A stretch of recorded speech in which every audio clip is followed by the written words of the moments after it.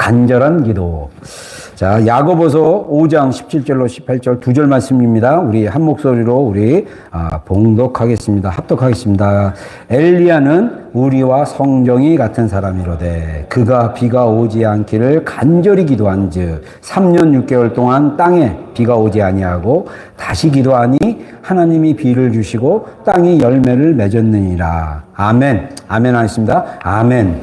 사도 야고보께서 성도들에게 엘리야를 얘기하면서 믿음의 기도에 대한 얘기를 하시면서 엘리야는 우리와 성정이 같다. 분성이 우리랑 똑같다. 다른 게 없다.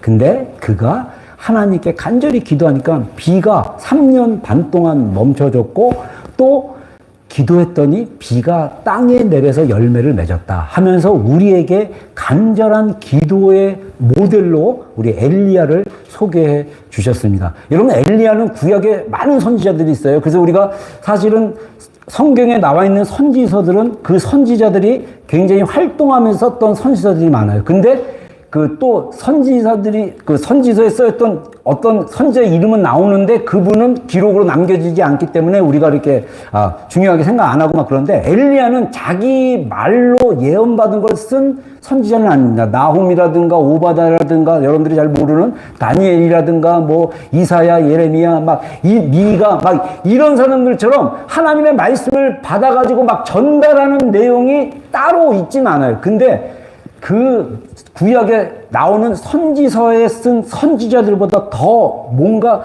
다른 점이 있다면 그 엘리야는 사역 가운데 하나님의 기적과 능력이 막 나타났어요. 심지어 엘리야는 제자였던 엘리사가 보는 중에 공중으로 올라갔어요. 땅에 죽은 시신이 묻혀지지 않는 상태입니다. 그래서 성경에 보면요, 예수님조차도 육신으로 오신 예수님이 무덤에 머물렀다가 부활하신 다음에 올라가셨는데 성경에 예수님 말고 두 명의 사람이 하나님이 이 땅에 묻지 않고 데려가신 분이 있어요. 바로 첫 번째는 창세기에 나오는 에녹. 360일 동안 주님과 동행했더니 하나님이 그를 데려갔다. 그리고 엘리야는 엘리사가 보는 앞에서 올라갔습니다. 그 정도로 하나님의 성경에 보면 하나님의 천사의 불병거가 내려와가지고 불이 막 나타나는 불병거가 나왔고 엘리야를 태워갖고 갔어요. 와, 위대하죠. 이런 사람이에요. 또 성경에 보면요, 엘리야를 어떻게 묘사하냐면요, 말라기가 구약 성경 39권 중에 마지막 서신 예언인데 이 말라기의 예언의 끝에 말라기가 예수님 메시아가 오실 건데 메시아가 오기 전에 엘리야 같은 선지자가 나타날 거다. 그런데 그가 뭐라고 메시지를 전하느냐? 아버지의 마음을 아들에게로, 아들의 마음을 아버지에게로 돌이키게 할 것이다. 만약에 돌이키지 않는다면 땅이 저주를 받게 될 것이다. 이 예언으로 딱 끝으로 하나님의 공식적인 오피셜한 예언이 딱 구약에서 멈췄어요. 그리고 나서 400년이라는 신구약 중간계 시간이 지나가고 광야에서 외치는, 이사야가 예언했던 광야에서 외치는 소리를 했던 침례 요한. 그래서 예수님은 침례 요한을 뭐라고 평가하냐면 엘리야의 심령을 가진 사람이다. 그리고 마지막 선지자. 그래서 침례 요한의 사역이 바로 예수님의 은혜와 복음의 사역. 그래서 침례 요한까지 율법과 선지자가 있었고, 그 다음에 이제 복음, 이렇게 예수님이 표현한 것을 볼 수 있습니다. 그리고 누가복음 9장에 보면요, 예수님이 기도하러 산으로 올라가셨는데 이 산이 어떤 산이냐에 대한 그 성경학자들의 이야기가 많습니다. 근데 왜 그 산이 굉장히 중요했었냐면 예수님이 산에 올라가서 레귤러하게 기도를 했는데 예수님의 얼굴이 확 바뀌어버렸어요. 육모가 핑글레이션에서 변화. 근데 그냥 변한 게 아니라 완전히 다르게 변화됐어요. 그리고 옷이 하얘졌다고 합니다. 근데 예수님이 그 산에 정상적으로 기도하러 갔을 때 꼭 누구를 데려갔냐면 야곱, 요한, 베드로를 데리고 왔어요. 근데 베드로가 너무 하나님의 그 영광인지 뭔지 아무 새로운 어떤 그 변화산에서 그걸 보고 놀래가지고 막 고백을 합니다. 근데 그때 그 변하고 나서 예수님이 두 사람이랑 대화를 했어요. 그게 누구냐? 모세와 엘리야였어요. 그러니까 베드로가 예수님, 여기가 너무 좋사오니 여기다가 초막을 만들어서 세 개를 만드는데 하나님은 예수님을 위해서, 하나는 모세를 위해서, 하나는 엘리야를 위해서 만들었으면 좋겠습니다. 라고 고백을 해요. 자, 모세는 율법의 전달자입니다. 이스라엘 백성들에게 하나님의 말씀을 전달했던 선지자였어요. 그리고 이스라엘 백성들을 구원했던. 근데 엘리야는 마지막 때 예수님의 그 사역 가운데 그 엘리야의 기적과 능력이 보여주는 그런 선지자로 아마 그렇게 돼서 성경에서 그렇게 엘리야의 활동을 기록하지 않았을까 저렇게 생각합니다. 근데 이런 엘리야가 했던 간절한 기도를 우리가 할 수 있다라는 거예요. 할렐루야.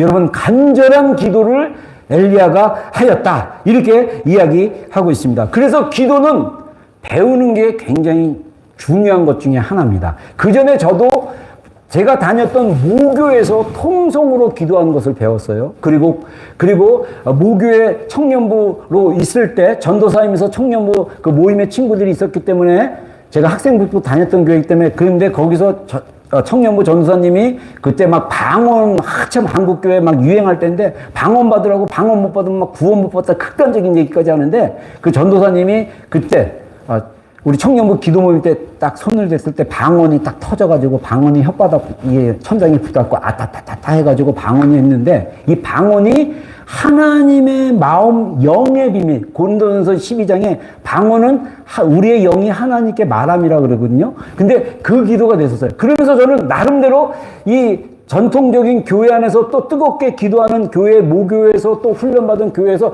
나름대로 기도 훈련을 받았어요. 근데 중요한 거는 성경에서 나오는 인물들의 기도 그리고 초대교회 안에서 했던 기도의 방법들이 많다라는 거예요. 그래서 팀 켈러 목사님도 기도를 배워야 된다고 했습니다. 여러분, 기도는요, 아까 젠센 목사님이라고 있는데 그분이 주님이 초대했다고 얘기하고 자기가 기다리겠다고 얘기하는데 많은 크리스찬들이 기도를 못하는 이유 중에 하나가 뭐냐면 의무감으로 기도를 해요. 근데 의무가 아니에요. 기도는 사실은 자원하는 마음으로 하고 하나님이 초대해 준 거예요. 초대는요, 안 가도 돼요. 초대는 여러분 초대했다고 다 가지는 않잖아요. 근데 주님의 초대 안에는 뭐가 있습니까? 축복이 있는 거예요. 주님의 초대 안에는 우리가 진짜로 살아갈 수 있는 주님의 초대인 거예요. 그래서 주님이 내게로 오라고 그러셨거든요. 주님이 기도로 우리를 초대해 주신 거예요. 근데 이 초대가 의무로 가게 되면 기도가 짐이 돼버린 거예요. 기도는 짐이 아닙니다. 근데 기도가 의무에서 기쁨으로 바뀌어야 되는데 기쁨으로 바뀌려면 어떤 단계를 거쳐야 되냐면 훈련을 하셔야 돼요. 훈련은 이게 우리의 몸을 만드는 것과 마찬가지고 우리가 세상을 배워가는 것과 마찬가지입니다. 어린아이들이 처음에 젖을 먹고 그 다음에 자라갈 때 이 아이들이 이제 스스로 이제 밥을 먹기 시작해. 그러면 아이들에게 젓가락질, 숟가락질, 포크, 나이프, 그 다음에 어떻게 음식을 먹지 이렇게 훈련을 시켜요. 양육을 하는 거예요. 훈련을 시켜서 잘 먹도록 합니다. 어떤 사람은 젓가락 짚는 게 이렇게 약간 붙여서 짚고 어떤 사람은 정확히 짚고 어떤 사람은 아직도 젓가락을 이렇게 짚는 사람도 있고 막 이거는 어떻게 훈련을 받고 교육을 받느냐에 따르는 거예요. 근데 기도도 훈련을 받다 보면 우리가 하나님과의 마음과 연결되고 기도할 수 있습니다. 그래서 지난 주일날 우리가 단순한 기도는 진짜 심플한데 이 단순한 기도를 통해서 우리가 어린아이 같은 신앙, 어린아이 같은 수준에서 벗어날 수 있다는 거죠. 뭐냐? 솔직하게 있는 그대로 말하는 거. 여러분, 기도 조금 한다고 그러고 자기가 기도가 좀 약간 내가 생각하기에 기도가 좀 수준 있고 막 이런 사람이라고 생각하는 사람조차도 하나님 앞에서 적나라하게 자신을 솔직하게 얘기한 사람 많잖아요. 여러분, 이거는요, 단순한 기도는 어린아이 같은 기도지만 이 단순한 기도는 우리가 하나님 마음 안으로 들어가고 하나님과 나와 실제로 눈으로 본 것 같이 만나서 교제한 것 같이 들어갈 수 있는 되게 심플한 기도입니다. 여러분, 우리가 기도할 때 바리새인들처럼 기도해요. 누가복음에 보면요, 예수님이 그렇게 비유를 합니다. 한 바리새인이 기도를 하러 하나님 성전에 올라왔다. 그는 기도하기를 하나님, 나는 일주일에 2번씩 금식을 하고 나는 하나님 앞에 예물도 드리고 나는 11조도 하고 나는 이렇고 그 다음에 딱 자기의 의를 자꾸 드러냅니다. 그리고 옆에 세리가 기도하고 있어요. 그래서 저는요 결정적으로 비교를 합니다. 나는 저 세리와 같지 않았습니다. 근데 옆에 세리가 있었어요. 세리는 하나님 앞에 가슴을 치며 주님 저는 죄인입니다. 여러분 이 말 한마디에 이 세리는 그 죄인으로 그 로마 사람 밑에서 세금을 걷어들이는데 막 가난한데 도저히 세금 낼 수 없는데 법이 그러니까 강제적으로 세금을 걷어가고 뺏고 막 나쁜 짓을 일삼아 있고 사람들에게 막 비난받고 막 그런 삶을 살았어요. 그런 그 사람이 하나님 앞에 가서 자기를 포장하지 않습니다. 있는 그대로 주여 저는 죄인입니다. 가슴을 치며 기도하다가 돌아가니라. 그때 예수님이 뭐라고 하냐면요. 바리새인의 기도가 하나님께 받아들인 게 아니라 세리의 기도가 받아들인 바 됐다. 여러분 하나님은요. 우리의 마음을 보시는 분이에요. 하나님은 우리의 마음을 받으시기를 원하시는 분입니다. 아멘. 그래서 지난 주일날 시편의 말씀처럼 우리 입술의 모든 말과 우리 마음의 묵상이 주께 연락되기를 원하나이다.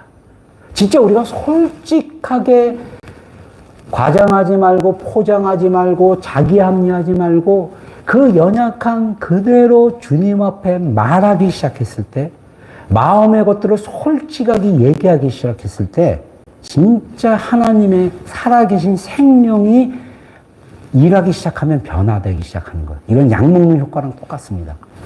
더 강력합니다. 간절한 기도는 2가지 소개하고 싶은데 첫 번째, 간절한 기도는 뭡니까? 하나님과 연결된 마음에서 나옵니다. 이게 기도의 집에 나온 강의 중에 하나인데 여기서 영어 표현을 인게이지드라고 썼어요. 근데 인게이지드가 뭐 약속하다 그러는데 약혼한다. 제가 그래서 요 영어 문장을 구글 번역으로 역으로 번역을 했더니 영어로 그 기도는 마음에서 나온 게 마음으로 약혼한다. 뭐 이렇게 해주세요. 여러분 약혼한다는 의미가 뭡니까? 여러분 우리가 예수님과의 관계는요. 약혼, 결혼 이런 굉장히 치밀한 관계예요. 여러분 우리 다 결혼했잖아요. 결혼해서 배우자가 있잖아요. 이 배우자와 우리와 마음이 연결돼야 돼요. 물론 저는 정서적인 장애가 좀 있어가지고 하나님과는 잘 연결되는데 이 사람하고는 잘 연결이 안 돼요. 그나마 고양이하고도 좀 돼요. 왜냐하면 얘는 마음으로 전달 안 하고 그냥 야옹하면 마음이 느껴져서 제가 행동하기 때문에 연결된다고 생각하는 거예요. 진짜 우리가 하나님과 연결되는 건요. 하나님이 우리의 것을 다 알고 계셨다는 거예요. 어제 제가 양육했을 때 우리 지체들이랑 이렇게 잠깐 얘기할 때 얘기하다가 간증이 나왔는데 제가 기도하다가 하나님의 제가 얼마나 큰 죄인인지 성경에서 말하는 죄. 그래서 반드시 십자가에서 예수 그리스도의 그 죽으신 보혈이 필요해서 그거를 해결할 수 있는 죄. 그거를 깨닫고 그 다음에 하나님이 나를 얼마나 사랑하신지를 깨닫고 나서 제가 골방에서 계속 기도하다가 하나님이 직접 저를 치유해 주기 시작했어요. 특히 엄마와 내 안에 깊은 저도 몰랐고 제 안에 몸속에 있기 때문에 사실은 이성으로 내가 생각도 안 했어요. 근데 기도 중에 말씀이 오고 기도 중에 엄마가 나를 이렇게 얘기했던 것들이 기억나고 그러면서 하나님의 말씀이 제 안에 레마로 풀어지면서 제가 엄마와의 그 갈등 문제로 내 안에 낮은 자존감으로 살아갔던 영역이 있었던 것을 발견했어요. 그리고 내적 치유되고. 그리고 하나님이 또 다른 날에 엄마가 나를 어떻게 용서해 주셨는지. 내가 정말 혼날 일을 저질렀음에도 불구하고 어머니가 그거를 그냥 모른 채 해주시고 그냥 묵인해 주시고 용서해 주신 그런 것들이 기도 중에 기억이 났어요. 그러면서 하나님이 우리를 용서하기를 즐겨하신 분이다. 여러분 우리가 잘못 하나님을 오해하는 것 중에 하나가 뭐냐면 하나님의 사랑이 풀어지지 않으면요 하나님이 마치 진짜 막 강박증 환자처럼 우리의 죄를 다 드러낸다고 생각해요. 다 따진다고 생각해요. 하나님은 우리를 불쌍히 여기시는 분입니다. 저는 기도하면서 하나님의 그런 마음이 연결됐어요. 그러다 보니까 하나님과의 친밀함이 결혼 생활의 그 배우자와의 정서적인 친밀함 이런 것들과 다 연결됐다라고 경험했습니다. 엘리야는요 하나님과 마음이 연결됐던 사람입니다. 열왕기상 18장 42절 43절에 보면 엘리야가 산 꼭대기로 올라가서 땅에 엎드려 그의 얼굴을 무릎 사이에 넣고 그의 상한 종에게 이르되 올라가서 바다 쪽을 바라보라.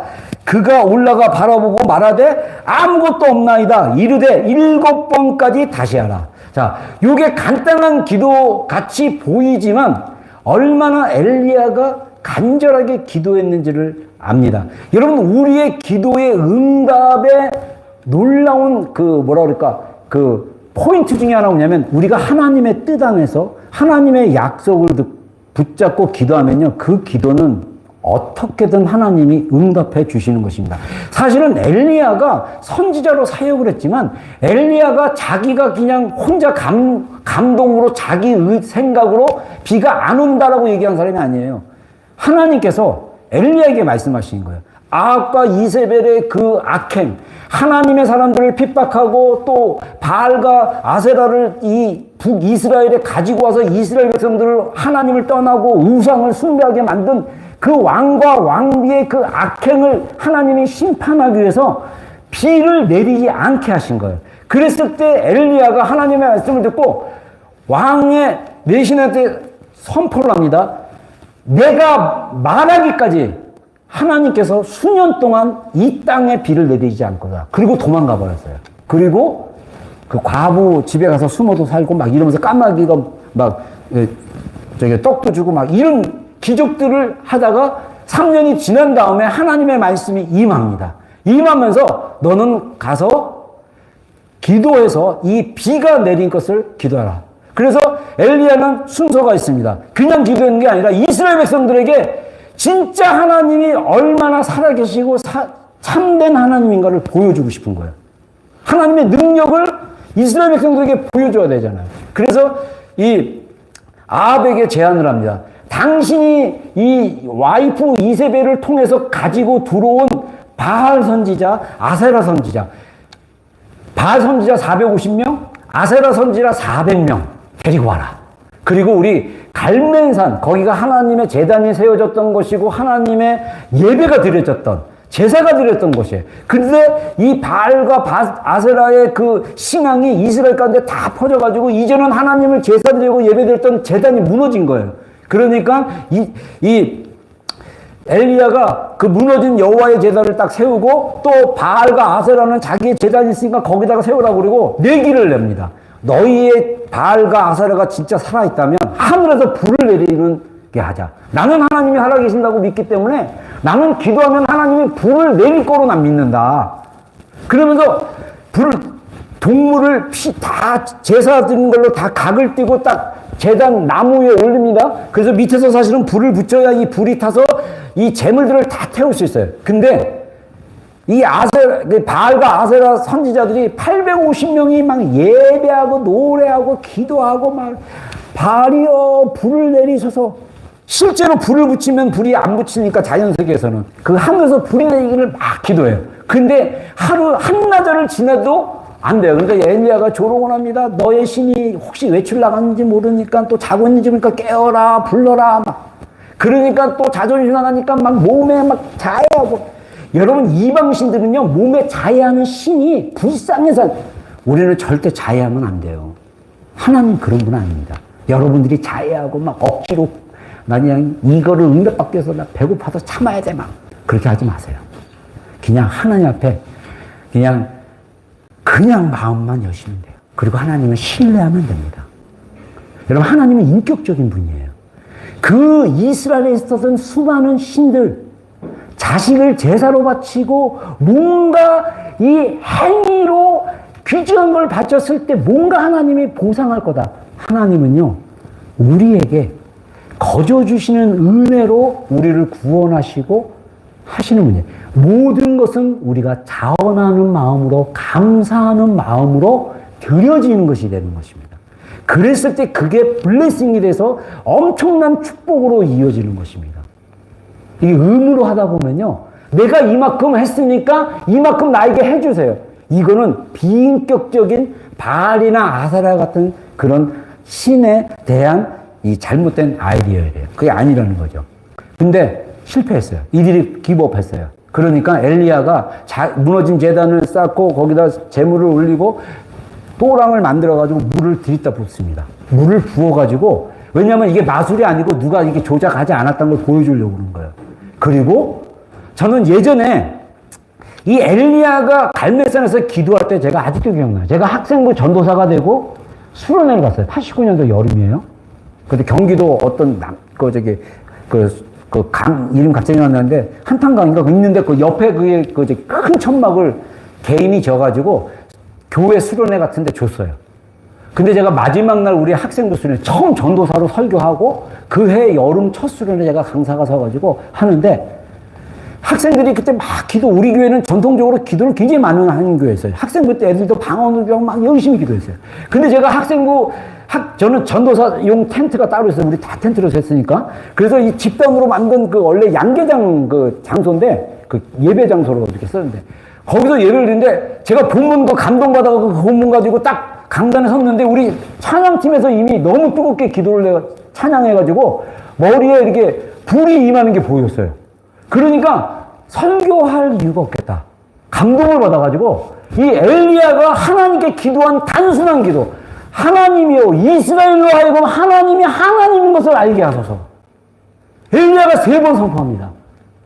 제가 그때 감동을 받아가지고 하나님이요 하나님이 하나님이심을 이 학생들에게, 우리 학생들에게 알게 해주셔서. 그리고 우리 주여 삼창하고 기도하겠습니다. 주여 하는데 그 중학교 1학년부터 고3 된 애들 한 50명 모였어요. 우리 교사들 한 10명 있었고.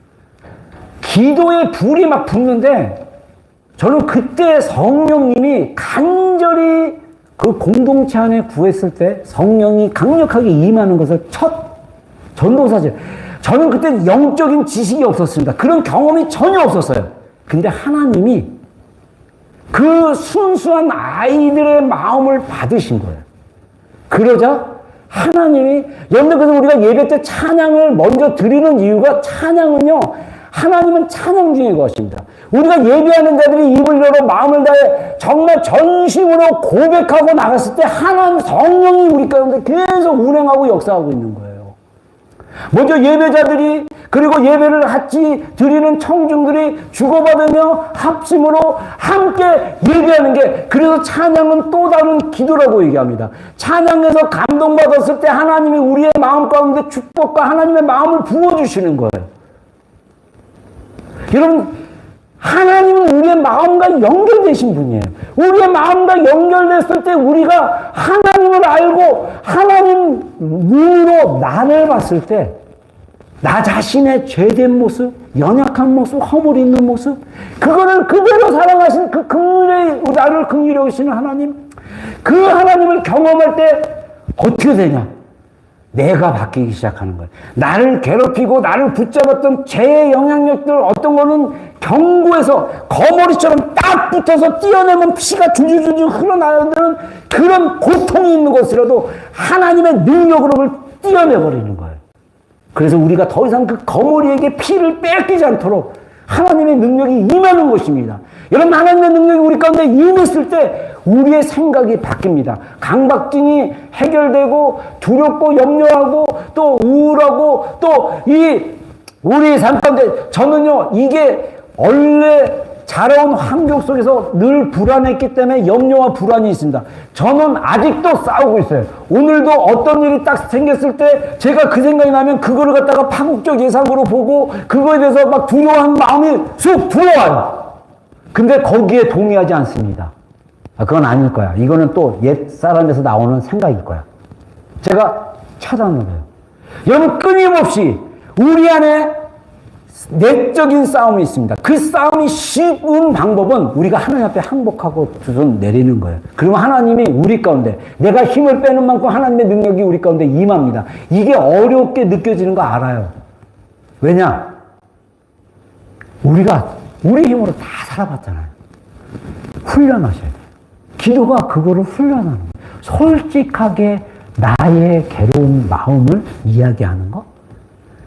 여러분, 제가 오늘도 어제 밤에 설교를 준비하고 오늘 다시 한번 이렇게 교회 오기 전에 한번 했는데 딱 어제는 캐치 못했던 내용이 딱 제 안에 감동이 됐어요. 엘리야는요, 하늘에서 비가 내도록 하늘의 문을 연 사람이고, 또 엘리야는 하늘의 문을 닫은 사람이에요. 예수님이 그러잖아요. 두세 사람이 모인 곳에 내가 있는데 너희가 땅에서 묶으면 하늘에서 묶을 거고, 너희가 땅에서 풀면 하늘에서 풀릴 것이다. 여러분, 우리 인생이 부모의 어떤 세대에서 흐르는 죄 때문에 저주가 있을 수 있고, 고통이 있을 수 있고, 고난이 더 많을 수도 있어요.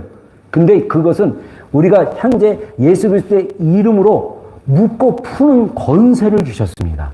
여러분, 교회는요, 하나님의 천국의 열쇠를 가진 교회예요. 교회에 소속된 있는 우리는 다 뭔가 하나님이 주시는 축복의 열쇠가 있어요. 그거를 열면 에베소 1장에 말씀하신 것처럼 1장 2절인가 3절에 말씀하신 것처럼 하늘에 속한 모든 영적인 복을 너희에게 주시되, 그러니까 기도는 그 하나님이 우리의 삶 가운데 주시고자 하는 그 신령한 복들, 영적인 복들을 여는 열쇠와 같은 거예요.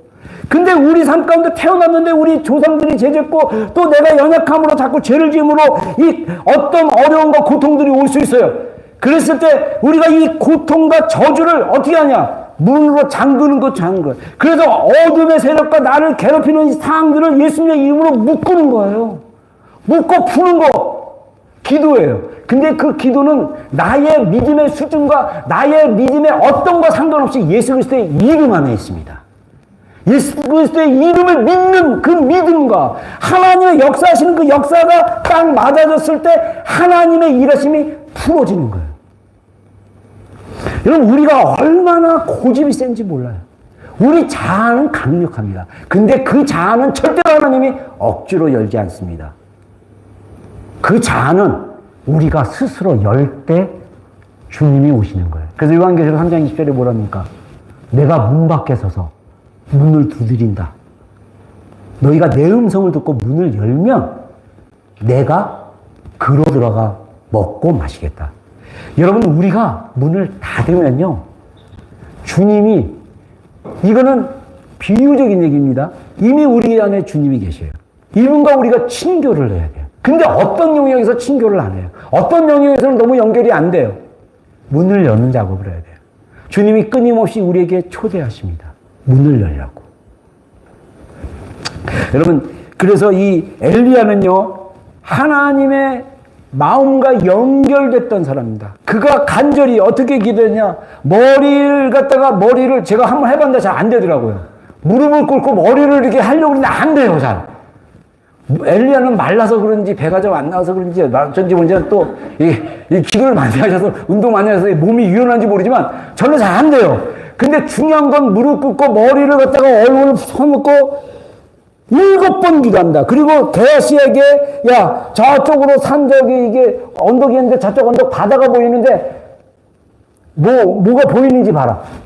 엘리야는 하나님의 이 손바닥, 인간의 손바닥, 그 영어 성경에 보면요, 게하시가 뭐라 하냐면 사람의 손바닥만한 구름이 보이나이다. 7번째 그 얘기를 해요. 7번. 7번은요, 완벽한 숫자예요. 그러니까 엘리야가 7번이나 한번 이게 무릎 꿇고 기도하고 주여 약속하신 비를 주십시오. 주여 주십시오. 기도하고, 야, 한번 가봐. 갔어요. 없어요. 다시 왔어요. 주여 주십시오. 7번 기도한 다음에 봐라. 그랬더니 막 게하시가 갔더니, 오, 선지자님, 사람 손바닥만한 구름이 오고 있어요. 그러니까 큰 비가 온다. 빨리 내려가자. 내려가가지고 아합에게 빨리 이제 큰 비가 오나이다. 빨리 피하소서. 그러면서 보내요.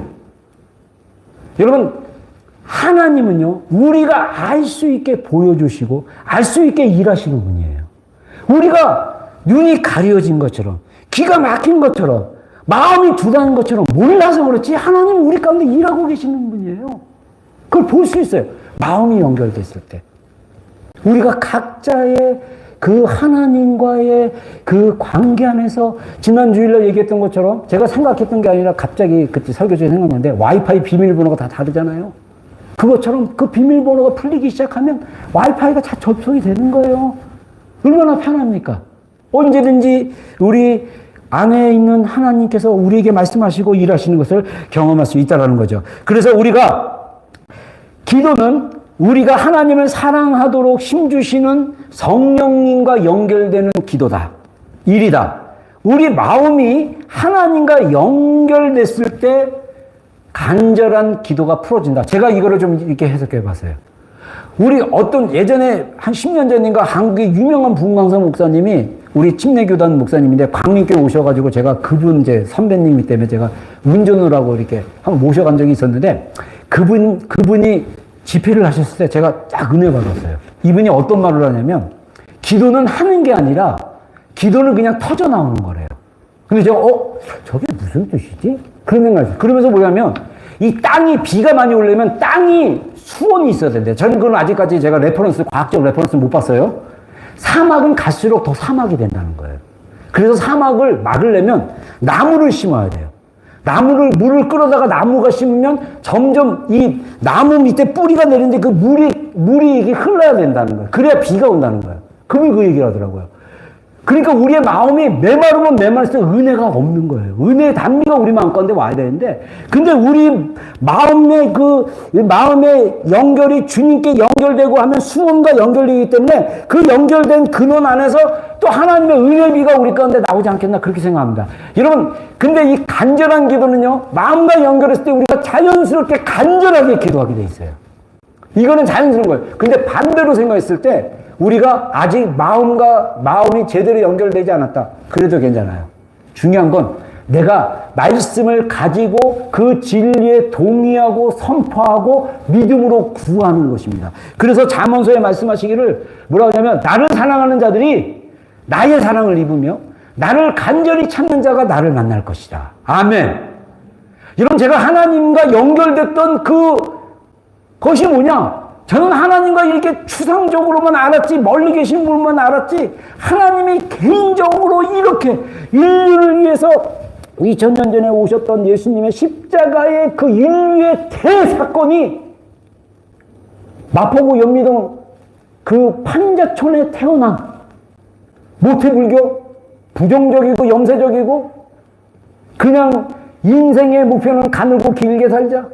그래서 마음이 너무 심약해서 상한 갈대와 같이 연약한 그 자아, 꺼져가는 심지처럼 막 그냥 힘이 없다라고 생각해서 고등학교 2학년 때까지 이 턱걸이를 해도 나는 턱걸이를 할 수 있는 힘이 있는데 내가 스스로 그렇게 믿었기 때문에 턱걸이를 해도 여기 안 돼갖고 괴로워하고 자기를 계속 부정적으로 바꿔는 그런 나를 2000년 전에 나의 죄를 위해서 희생하셨다는 이게 말도 안 되는 소리 같은데 그게 골방에서 풀어지기 시작하니까 그 전에 하나님을 만나니까 기도 중에 턱걸이를 8개씩 할 수 있고 그래서 그때 학력고사 체력검사 했었는데 체력검사 만점 20점 만점에 20점을 까고 다 받고 대학에 갈 수 있게 하시고 여러분 우리 안에 하나님의 어마어마한 축복의 자원이 있습니다.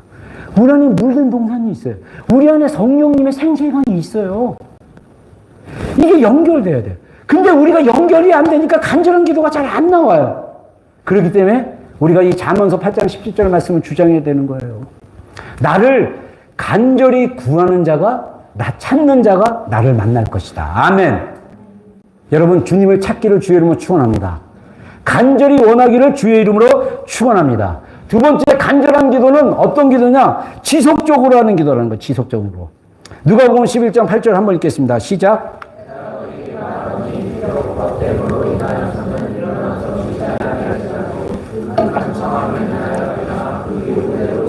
아멘. 자, 예수님께서 누가복음 11장에 한 제자가 이렇게 얘기합니다. 요한이 자기 제자들에게 기도를 가르쳐 준 것 같이 우리에게도 기도를 가르쳐 주십시오. 이 질문을 하니까 예수님이 우리가 하는 주의 기도를 합니다. 하늘에 계신 우리 아버지요. 그래서 이 누가복음 11장에서는 주의 기도를 좀 짧게 요약해서 이야기를 하고 그리고 바로 이어지는 말씀이 이 떡을 빌리는 친구의 비유로 말씀하시는 거예요. 예수님이 누가를 통해서 우리에게 기도에서 간절히 구하는 것에, 그것을 어떻게 지속적으로 구하는 것에 대한 비유로 말씀해 주세요. 자, 두 친구가 한 마을에 살았어요. 둘이 친구예요. 근데 이 갑돌이와 을돌이라고 그럴게요. 근데 갑돌이에게 손님이 새벽에 찾아왔어요. 친구가, 먼 여행 중에 친구가 와서 갑돌이에게 그럽니다. 우리 밥도 못 먹었는데 배고프다 했더니 자기가 떡을 줘야 되는데 그때 떡 3덩어리는 아마 3명, 3인분이에요. 근데 자기 집이 가난해서 준비된 떡이 없는 거예요. 근데 을돌이의 집에는 돈이 많아가지고 빵도 이렇게 재워놓고 막 이래서 그 집에 가서 얘기하는 거야, 갑돌이가. 문을 두드리면서. 친구! 먼 여행 중에 내 친구들이 왔는데 3덩어리가 필요해. 떡 3덩어리만 줘. 막 두들기는데 예수님이 그 얘기를, 그 비유로 하시면서 뭐라고 하냐면요. 그 을돌이가 떡이 있지만 친구 때문에 주는 게 아니라는 거예요. 친구 때문에 주는 게 아니라 네가 안 주면, 내가 안 주면 네가 새벽에 계속 문을 두들겨서 못 자게 하니까 내가 주겠다. 그러면서 예수님이 우리에게 어떤 걸 강조하냐면 지속적으로 구하고 기도할 것을 강조하고 있습니다. 여러분, 간절한 기도는요, 지속적으로 기도하는 거예요. 지속적인 기도가 간절한 기도다. 이렇게 말할 수 있습니다. 그러면서 누가복음 11장 이어서 이 간청함의 기도가 끝났을 때 예수님께서 누가복음 11장 11절에 그렇게 말씀하세요. 구하라, 그러면 주실 것이요. 찾으라, 그러면 찾을 것이요. 문을 두드리라, 그러면 너희에게 열릴 것이다. 이렇게 말씀하시는데, 이 구하고 찾고 문을 두드리는 거는요, 헬라어 단어 동사에는 현재 진행형이에요. 이 말은 뭐냐면 구하고 계속 구하라, 찾고 계속 찾으라, 문을 두드리되 열릴 때까지 계속 문을 두드리라. 할렐루야. 여러분, 이게 지속적인 기도인 거예요. 그래서 우리가 정말 이 기도가 진짜 하나님의 뜻대로 구하려면요, 우리는 하나님의 뜻에 따라 드려진 모든 기도의 응답들을 우리의 눈으로 볼 때까지 하나님께 지속적으로 기도해야 된다는 거예요. 그래서 우리는 모든 인내로 기도하고 애쓰면서 계속 기도하라고 에베소서와 골로새서에 말씀하고 있습니다. 그래서 우리가 온 마음으로 하나님을 구하면 우리가 하나님을 만날 거라는 그 예레미야의 예언처럼, 예레미야를 통해서 이때는 예레미야가 포로로 끌려갔을 때, 그때 하나님이 예레미야를 통해서 이스라엘 백성들에게 그러는 거예요. 너희가 온 마음으로 나를 구하면 나를 찾고 나를 만날 것이다. 우리 크리스천들이 간절함과 지속적인 기도의 영역에 약해요. 그러니까 하나님과 마음에 연결되는 게 약하거나 잘 연결이 이렇게 와이파이가 잘 산이나 또 이렇게 공유 같은 게 없으므로 자꾸 이렇게 끊어지고 막 이런 것처럼 하나님과의 관계도 그러는 것 같아요. 하나님의 관계는 계속 지속적으로 이어져야 돼요. 하나님의 마음과 내 마음은 연결되어져야 됩니다. 그랬을 때 항상 와이파이가 켜져 있을 때 어떤 알림이나 이런 것들이 오듯이 하나님께서 우리에게 자꾸 알리시는 거예요. 깨닫게 해주시는 거예요. 보게 하시는 거예요. 집중하게 해주시는 거예요. 그래서 여러분, 우리의 간절한 기도는 하나님께 집중하는 거라는 거죠. 우리가 어떤 것을 매우 귀하게 여긴다면 우리는 그것을 위해 최선을 다해서 하나님께 모든 노력을 다해서 그걸 구해야 된다는 거예요. 만약에 우리의 생각을 주님께 집중하는 큰 노력을 하지 않거나 기도하다가 멈춘다면 우리가 구하는 기도가 그다지 중요하게 여기지 않기 때문에 우리가 지속적으로 기도하지 않는 거예요. 근데 이게 기도의 집에서 그런 얘기를 하는데 저는 어떤 생각이냐면 우리가 산만해요. 그리고 세상이 유혹이 너무 세.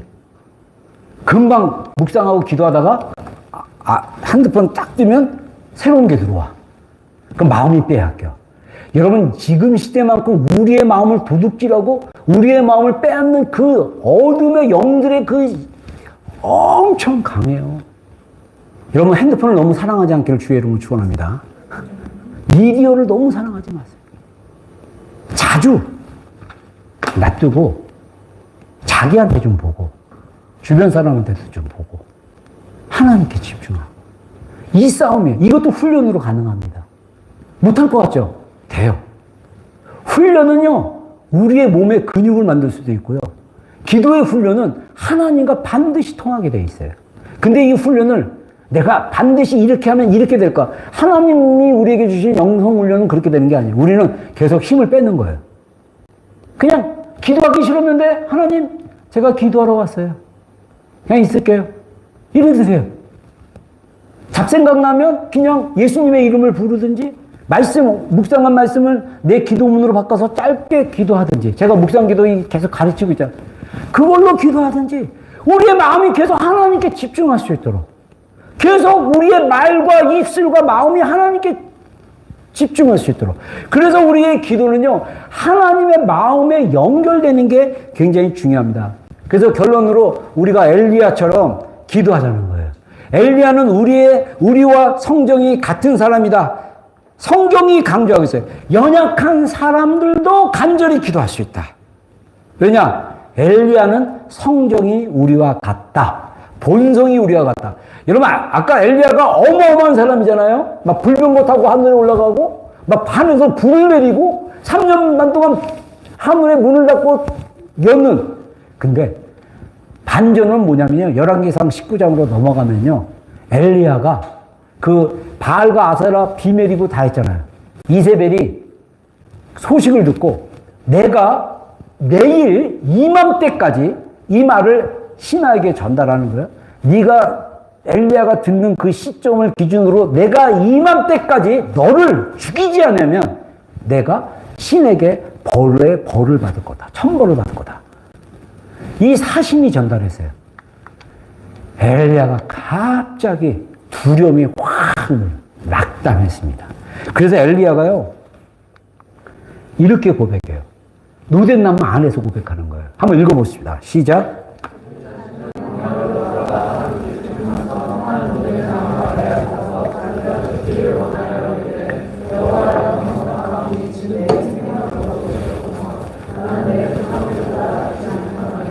네. 여러분, 와, 완전 반전이에요. 강력하잖아요. 불 내리고, 비 오게 하고, 와, 그냥 그의 그 사역과 이런 게 어마어마하게 풀렸어요. 근데 말 한마디에 두려움이 확 오고 도망을 가요. 살겠다고. 그래서 로덴 나무라는 조그만 나무가 있는데 그 밑에서 하나님께 죽여달라고 고백을 합니다. 이게 그때 당시 표현이에요. 여호와여 넉넉하오니 이제는 충분합니다. 이제는 충분하오니 주님 죽여주십시오. 여러분 한번 정말 죽고 싶은 마음 들 때가 있습니까? 다 포기하고 그냥 끝냈으면 좋겠다는 마음 들 때가 있습니까?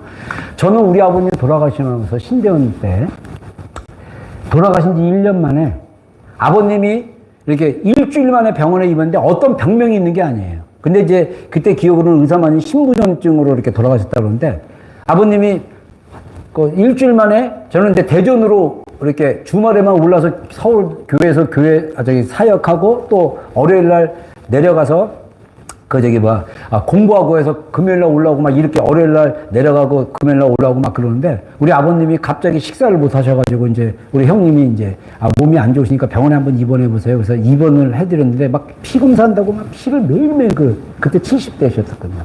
막 피 뽑다가 어떤 병명도 없이 갑자기 돌아가셨어요. 그래가지고 저는 신학교 가서 기숙사에 있었는데 전화가 와가지고 동생이 형 아버지 오늘 새벽에 돌아가셨어. 빨리 올라와. 그래서 올라갔어요. 장례를 치르는데 제가 아버지의 임종을 못 보고 돌아가신 다음에 시신 염하고 이렇게 옷 이렇게 장례 옷 입는 그걸 이제 보고 제가 이제 장례식을 치렀어요. 그나서 1년이나 시간이 지났어요. 제가 그때 애도의 시간을 못 가졌습니다. 그 아버님이 돌아갔을 때 모습이 황금색 같이 이렇게 너무 우리 아버님이 낮잠을 잘 주무셨거든요. 되게 건강하신 분이었어요. 그래서 내가 어렸을 때도 이렇게 낮잠 아버지랑 같이 자면 이렇게 아버지가 이렇게 낮잠 자는데 조용하게 이렇게 머리를 하늘을 향하고 이렇게 주무셨어요. 제가 어렸을 때 그 모습을 봤던 기억이 나요. 근데 아버님이 잠자는 것처럼 주무시고 돌아가신 거예요. 되게 좋잖아요. 천국 가셨고. 근데 내 마음에 아버지에 대한 풀리지 않는 그 감정, 이게 해결이 안 됐어요. 그리고 1년 정도 딱 지났을 때 가을이었는데 9월인가 10월. 제가 그때 어떤 수양관, 우리 교회 수양관인데 그때 담당을 해서 주일날 올라가서 설교라고 해서 토요일날 저녁에 갔는데 수양관 개인방 안에서 낙엽이 막 지고 바람이 막 부는데 갑자기 제 안에 작년에 돌아가셨던 아버지가 생각이 나는 거예요. 그러면서 아버지 살아있을 때 잘할걸, 이럴걸, 저럴걸 막 후회하면서 글을 쓰는데 제가 그때 일기 쓰고 그랬거든요. 일기를 쓰는데 눈물이 그냥 툭툭툭툭 떨어지는 거예요. 그러면서 제가 갑자기 엘리야의 노덴나무가 기억이 났어요. 그러면서 주님 넉넉하오니 죽여주십시오. 그거 별거 아니잖아요. 아버지에 대한 그리움인데 제 마음의 깊은 곳에서는 죽고 싶다라는 마음까지 들었어요. 여러분 인간의 마음은요 진짜 천국과 지옥을 우르락내락해요. 여러분 지옥 경험해봤잖아요. 그 지옥과 같은 상황들. 근데 그때는 지옥과 같은 상황이었어요. 단지 1년 전에 돌아가신 아버지의 길이 가까워져서 아버지 생각하다가 내 안에 그런 우울한, 이게 또 영적인 공격인지 어떤지는 모르겠어요. 여러분, 우리는 연약한 존재입니다. 여러분 이거 반드시 인정해야 돼요. 여러분이 괜찮다고 생각하지 마세요. 우리는 주님이 필요한 존재예요. 우리는 계속 주님을 의지해야 되는 존재입니다. 좀 건강하다고, 지금 괜찮다고 자신하지 마세요. 우리는 하나님께서는 엘리야의 사건을 통해서 연약했던 엘리야의 모습을 그대로 기록하게 하셨어요. 이거를 통해서 우리가 연약한 가운데서도 기도할 수 있도록 우리에게 용기를 주시는 거예요. 엘리야도 우울감이 왔었고요. 엘리야도 심한 낙담이 왔어요. 그래서 하나님께 죽여달라고 기도까지 했습니다. 여러분의 감정이 어디까지 내려갔는지 저는 모릅니다. 그건 하나님과 여러분만이 아실 거예요. 여러분, 하나님은 그렇게 연약했던 엘리야를 다시 세우시고, 그리고 우리는 엘리야에 비교하면 진짜 번데기 앞에 주름 잡는 거예요. 번데기의 주름이 얼마나 강했는지 내가 아무리 주름을 잡아도 번데기의 주름을 따라갈 수 없습니다.